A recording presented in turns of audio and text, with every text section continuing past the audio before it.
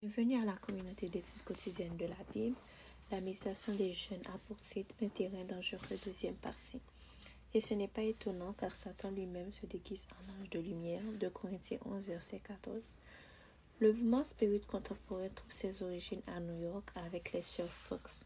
Margaret, 15 ans, et Kathy Fox, 12 ans, se plaignaient d'entendre d'étranges coups dans leur maison.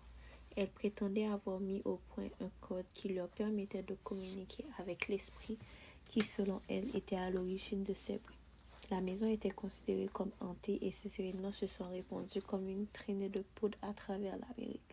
La nouvelle a donné naissance au spiritisme moderne en 1848.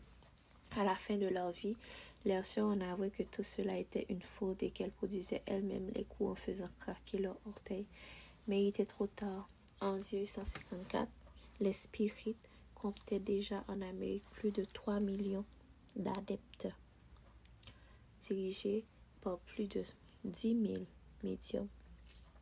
Sur les dangers du spiritisme, Ellen G. White a écrit « Peu de gens se rendent compte de la puissance de séduction du spiritisme et du danger que courent ceux qui se placent sous son influence. Mais ils s'aventurent sur le terrain défendu et les destructeurs ne tardent pas à exercer contre leur gré un pouvoir sur eux. Une fois soumis à la direction des esprits, ils sont réellement captifs. Le spiritisme est en plein essor et nombreuses sont les victimes des ruses de l'ennemi.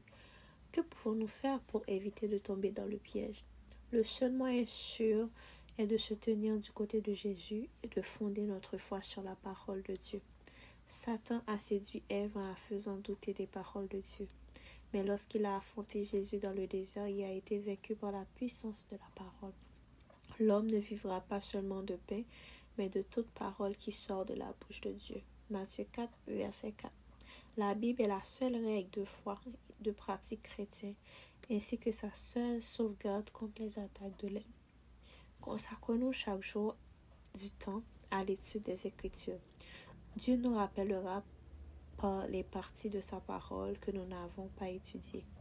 Si nous passons du temps chaque jour avec Jésus et obéissons à sa parole, nous ne serons pas trompés. Un terrain dangereux, deuxième partie, et ce n'est pas étonnant car Satan lui-même se déguise en ange de lumière. 2 Corinthiens 11, verset 14. C'était la méditation quotidienne des jeunes. Merci d'avoir été avec nous à la communauté d'études quotidiennes de la Bible. Que Dieu vous bénisse. Au revoir.